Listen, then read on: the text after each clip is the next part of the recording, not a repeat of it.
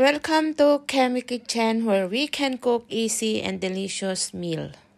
So for today's lunch guys ay stir-fry pork with mixed bell pepper, and syempre masarap ikain sa kanin. So ang lulutuin natin ngayon ay stir-fry pork with mixed bell pepper. Hiwain lang muna natin ang ating, gumamit pala ako dito ng pork loin. Tapos, hiwahin natin ng manipis. Tulad nito.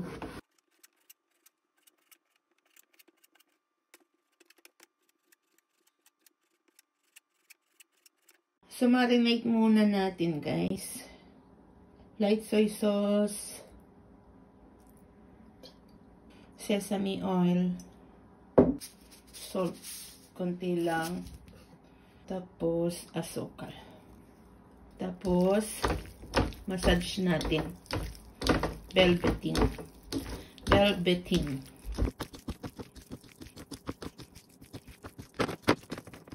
Nagmamarinate tayo guys. Ihanda naman natin yung ibang kakailanganin. So, kailangan natin ng onion, garlic, at yung mixed bell pepper na gagamitin natin. So, hiniwa ko ng pa-straight yung itong sibuyas. Set aside ko yung iba. Tapos, maliliit naman itong kalahati.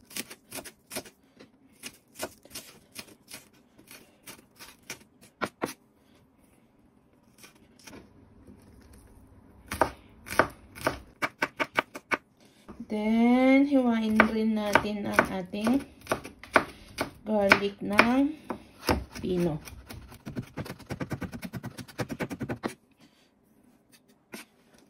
Then, yung mixed bell pepper natin ng pa-strips.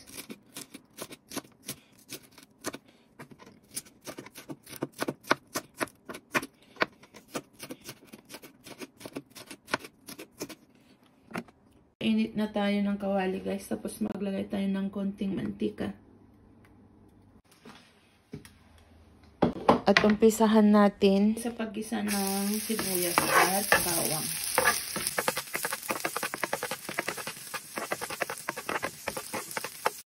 Gisahin natin hanggang lumabas ang aroma. Then, idaghan natin yung minarinate natin pork loin.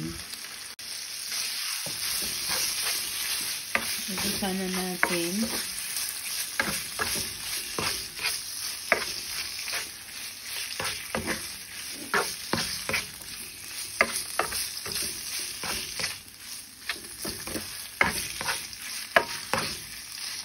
So, gisahin natin guys hanggang yung kulay ay mag-iba from red to brown. Katulad nito.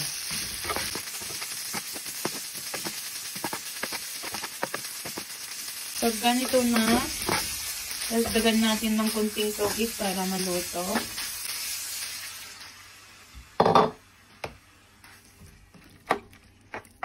Then, takpan at hayaan natin mag-evaporate yung tubig. So, pag nagmantika ng ganyan guys, lagay na natin yung mixed bell pepper at onion strips.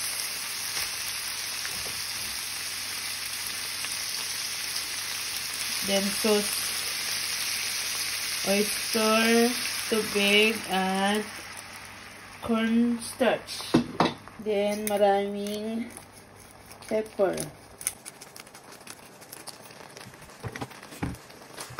So, igisa lang natin guys. Hindi naman natin kailangan na lutong-luto ang ating bell pepper.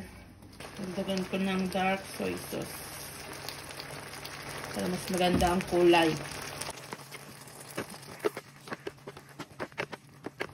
So, ito na, luto na ang ating pork loin strips with mixed bell pepper. So this is it guys. Let's serve it with rice.